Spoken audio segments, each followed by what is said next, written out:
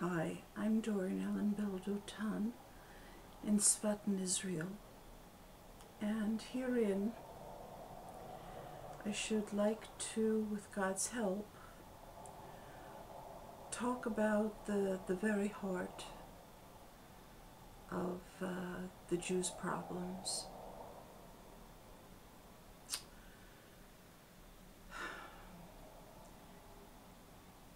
Devarim, that is Deuteronomy, because it is the actual Mishnah Torah, chapter 28, describes very clearly what the Jews' world will look like if we do the mitzvot, if we do what's written in Torah correctly, and to hear it correctly. That is, not to twist the interpretation in our minds, and what our world will look like if we do not. I should say that the description of what the world will look like to us if we don't do the mitzvot and if we don't hear God's voice, that is, understand the real intentions of the mitzvot, the description of that terrible situation is a pretty accurate description of what we're going through today. The inaccuracies are not in Torah, God forbid. They are in the fact that in some ways we do keep the mitzvot. And the ways in which we don't, we have trouble. And that is the predominant situation.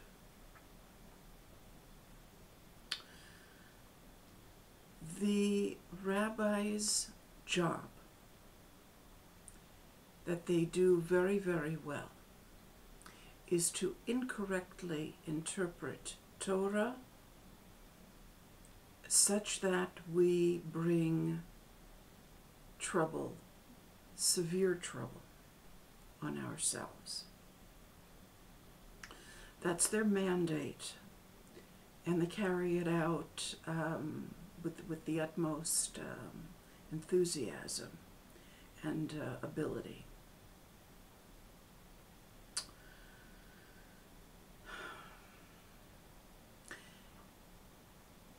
The rabbi who was responsible for bringing the wrath of Rome on us, because he declared Bar Kochva, who is also called Bar Koziva, the Mashiach, is one Rabbi Akiva. His interpretation brought the wrath of Rome on us because the Jews believed that the Messiah had come and they were able to revolt against Rome. And something like 1 million, some say 1.5 million Jews died in that war. The vast majority were sent into the diaspora, sold as slaves, and so began 2,000 years of misery. Well, the very same rabbis who are most gung-ho in this war that the state of Israel is conducting are people who were raised in a youth group called Bnei Akiva, the Sons of Akiva. In other words, they were from their youth trained how to do again to the Jewish people what Akiva did to us 2,000 years ago.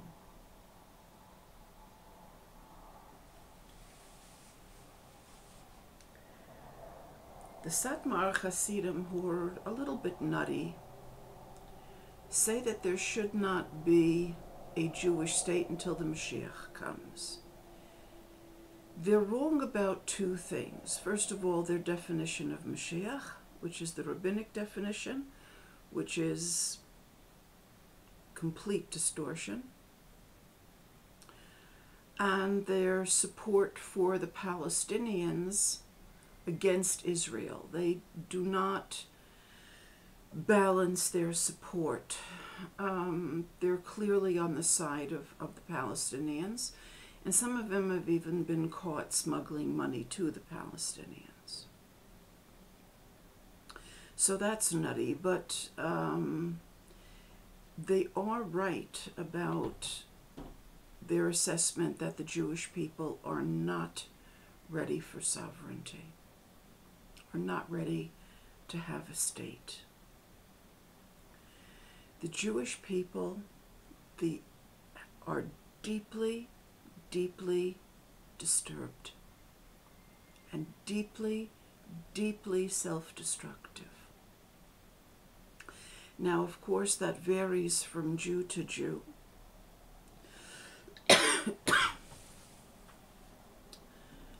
But the majority of Jews do not have their negative impulses under control and are their own worst enemies and bring all kinds of trouble on themselves.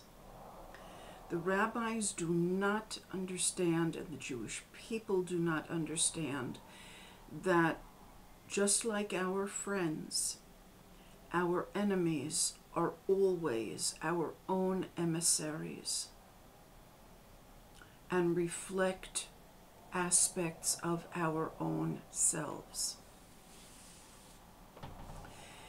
The head of the Israeli government is one of these extremely disturbed Jews.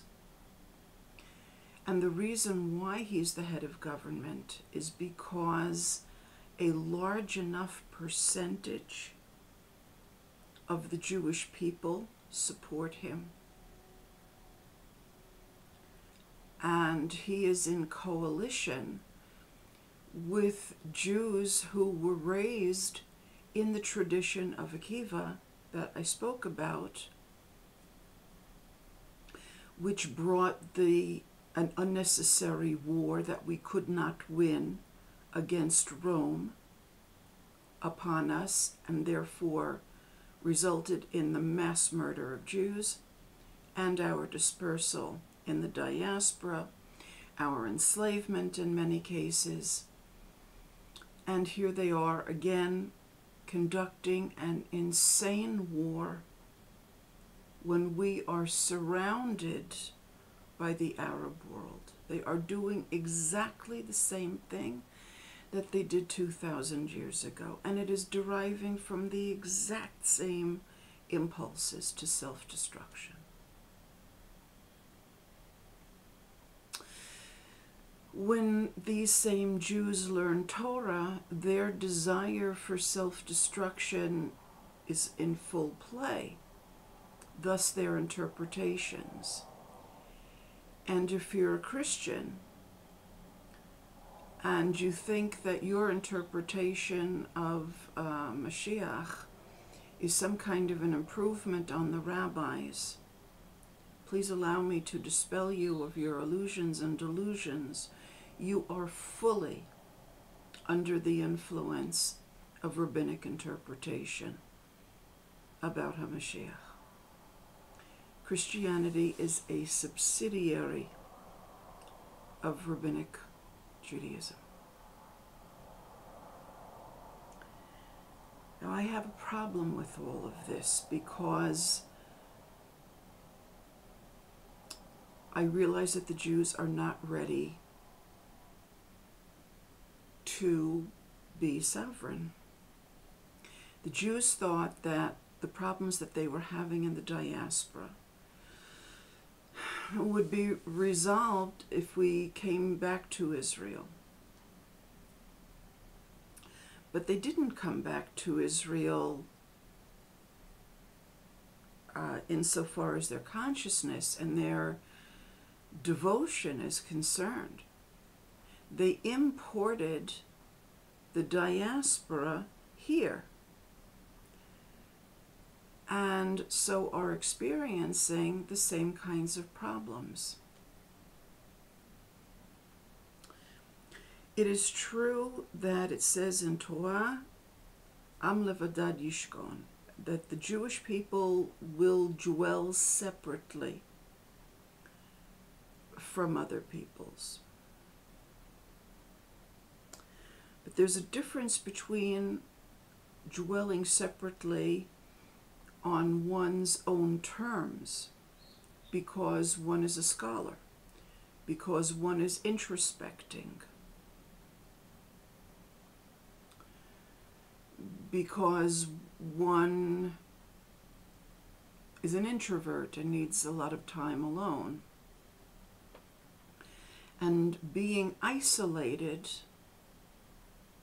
because an awful lot of people don't want to have anything to do with you because they find you morally disgusting.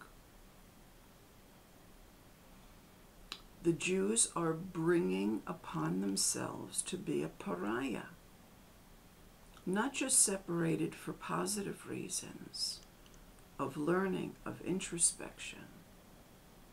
It's the same thing that, for instance, monks do. We don't have monasteries in Judaism. Our aloneness expresses itself in the flow of life, and yet and still we maintain a certain separation in order to be able to keep the Torah. But we should be doing that in a healthy way, not because we are pariahs, not because a good portion of the world is thoroughly morally disgusted with us. And the rabbi's job is to interpret the Torah precisely thus, so that we bring the curses in Torah upon ourselves. The rabbis are not making the decision to do this on their own, although they are very willing and enthusiastic participants. They are the emissaries of the Jewish people. The Jewish people are giving the rabbis a mandate to interpret Torah in a distorted way, in a narrow-minded way, in a way of negative emotion, and even in a perverse way, such that we bring harm upon ourselves. And if somebody like me comes along and says, stop being your worst enemy, I am then perceived as a troublemaker, as I've been accused of anti-Semitism. I am not anti-Semitic. I have compassion for a people who are so troubled and so disturbed.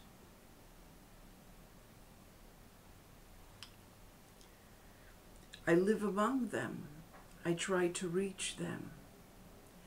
I also know that within, and the rabbis are correct about this, within our troubles are always the solutions. Within our worst traits are always our greatest strengths. But in order for that to come to the fore, we have to deal with ourselves honestly. We have to grapple with this, and in order to grapple with it, we have to admit it. The Jewish will to bringing extreme pain on itself is very, very powerful. And I don't know what the solution to this is. I have seen wisdom among Aboriginal peoples, native peoples, among the Buddhists, who I think are better apt at dealing with their negative influences internally than the Jewish people are. And though we cannot turn to them for Torah interpretation, that has to come from us. The rabbis are correct about that too. We most certainly can learn from them. There's a lot to be learned from the Buddhists about thinking correctly, using the mind correctly, using consciousness correctly. When people who have not learned how to really master their consciousness sit down and try to learn Torah, and then when they go far afield and they learn Talmud, these are recipes for well, you see what they're recipes for and what Jewish history has been like.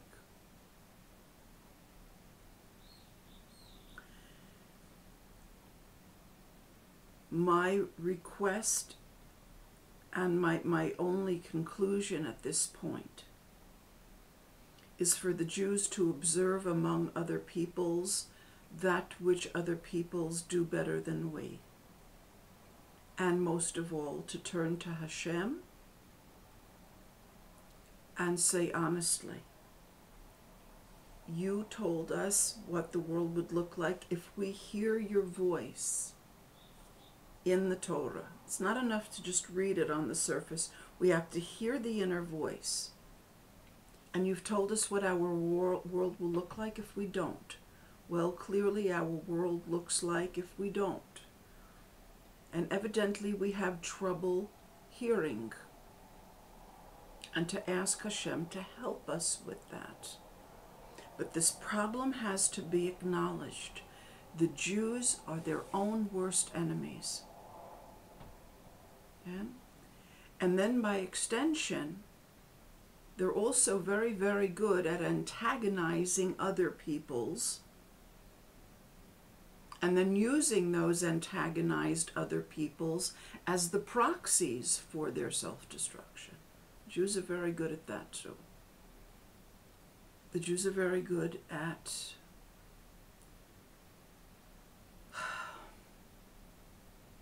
making themselves vile in the eyes of other peoples, and thereby bringing their wrath upon us and then blaming them for anti-Semitism. The Jews are also very, very good about having negative ideas about the nature of reality and what's written in Torah, and then presenting that to their students as though they are axiomatic, as though they are givens, as though they are pre-existing realities with which we have to manage. Perfect example is the rabbi's interpretation of Torah in which they put on tefillin. Clearly, tefillin is not a correct interpretation of having Torah between your eyes and bound onto your hand. When you have internalized Torah to a point that it's in your field of vision and in everything that you do, you can't take it off after morning prayers and put it in a velvet bag until the next time you wrap it on. Yeah. How do the rabbis justify doing that? They say, well, we have to make a connection between the animal and the godly. The axiom being there that no student is allowed to argue with is that we are basically animalistic. We can connect with the holy, but our basic nature is animalistic. And by presenting this to the students, and there are myriad concepts like this in Judaism, by presenting this to the students, they grow up thinking axiomatically that they are animalistic. The Jews are very good at doing that. Presenting their explications and explanations for why they do the mitzvot in the way in which they do them, with all kinds of negative things about nature, about the Gentiles, and about us. The Jewish people deserve compassion because they are so sick.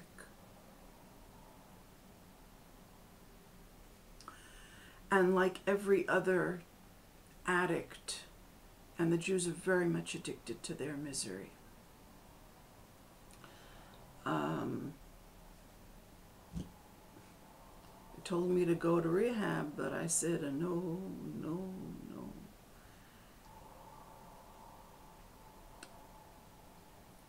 The Jews are not wont to either admit that they have a terrible addiction to self-harm and how to grapple with it. But one thing is absolutely sure. Having a state in the hands of people who are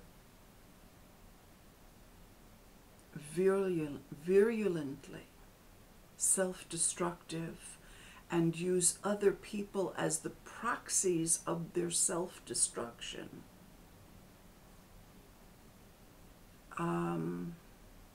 is a situation that has to be brought under control. There has to be some kind of oversight here. There has to be some kind of guidance. The Jews need some kind of Big Brother program, you know.